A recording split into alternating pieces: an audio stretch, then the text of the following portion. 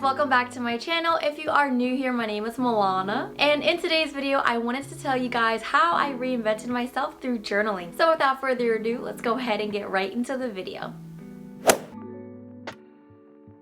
To start off, I wanted to ask myself, who do I want to reinvent myself to be? And when I really reflected upon it, I said, you know what? I don't want to be a person that complains 24/7 because no one likes people like that. Not only that, I realized after some time of complaining or venting to others that I would realize that their change of energy would also go down. And realistically, it is kind of your fault because when you vent to people or complain to people, it's a lot of negative energy coming out and is pushing onto them. And in turn, you would feel like, oh, maybe I shouldn't have said that. So I told myself I need to just be grateful. Stop thinking of things that I'm lacking and start recognizing things that I do have and that I'm so grateful for. So every single day in the morning, I wake up and I write down 3 things that I'm grateful for. You know, I am grateful for my health. I am grateful to have eyesight. I am grateful to have hearing. Things like that we all should be grateful for that we have every single day. There's some moments at work where it can be super stressful and I want to complain and be like, oh my gosh, I don't understand what's happening. Why does this have to be this way? But I have to take a deep breath and remember, this job that I currently have now is something that I prayed for really hard in the past and something that I really desired, and now I have this job. So I'm really grateful to have what I have right now. So always remember, something that you have now is something that you desired really hard in the past. Secondly, I asked myself, how do I want journaling to be meaningful? And for me, I needed an outlet. I didn't have a me time scheduled in my everyday routine, and eventually journaling became a part of that. I normally like to journal at the nighttime, so even before I journal, I set the tone. I normally like to put my essential oil, my lavender oil, into my diffuser. I get the smell going because, you know, it's right before bedtime, so I want to make myself a little bit sleepy. And then I go over to my laptop, I go on YouTube, and I just type in something cozy, like maybe some jazz coffee music or some relaxing music, fireplace music, whatever I'm feeling like for the night. I just like to set the tone. And then after that, I start journaling. And journaling for me is so many different things. I set goals in my journal, I set intentions in my journal. I also do some manifestations as well in my journal. And then I also have a separate journal that is made for me to kind of vent and let go. I like to be able to have a place that I know that I can safely go to let go of things that are no longer serving for me. So journaling definitely became something that I look forward to every single night before bed because it is my peace of mind.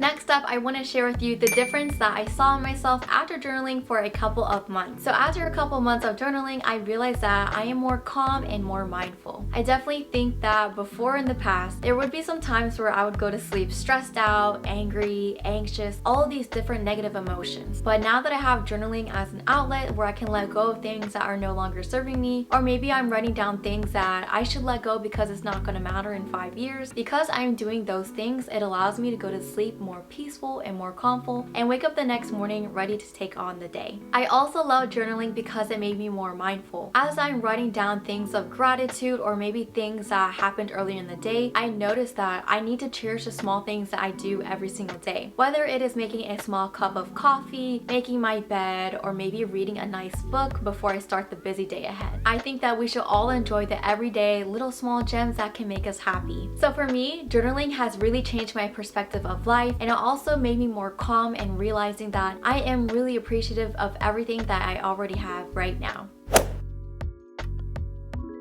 Next up, out of all things, why journaling? Writing allows the brain to grow and make deeper connections. Given that many of the areas are engaged, the more you write, the more neural connections are formed within your brain. What's more is that when you write words on the paper, the neurons in your brain fire signals at rapid speed, thus enabling you to make more connections. There is a ton of evidence out there on the outcomes of journaling for therapy. And overall, this evidence points to its effectiveness in helping people identify and accept their emotions, manage their stress, and ease the symptoms of mental illness.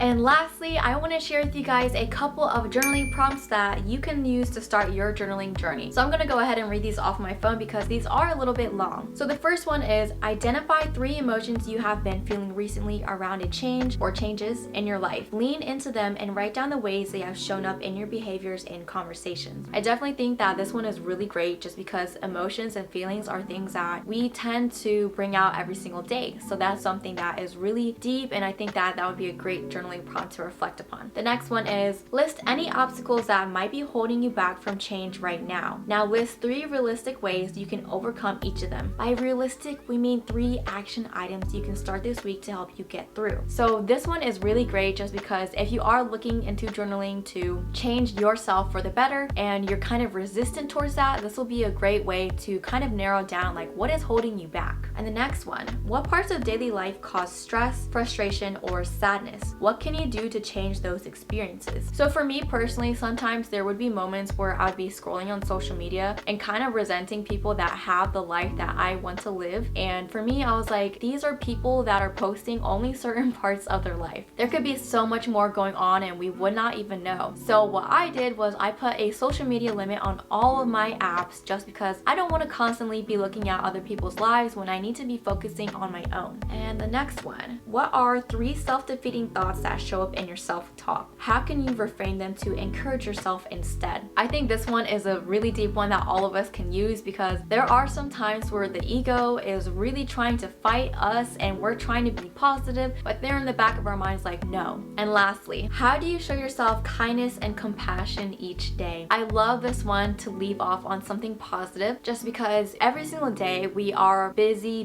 people, right? But how do you show up for yourself and recognize that you are doing the best that you can? Whether it's making 20 minutes out of your time to read your favorite book or maybe baking something that makes you feel good. Whatever the case may be, I definitely think that we all need to spend that time out of our day to kind of treat ourselves and to show ourselves some love.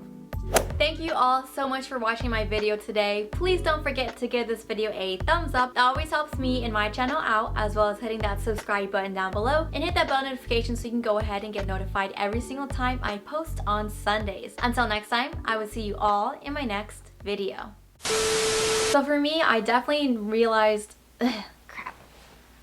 Secondly, I asked myself, how do I want why can't I say it?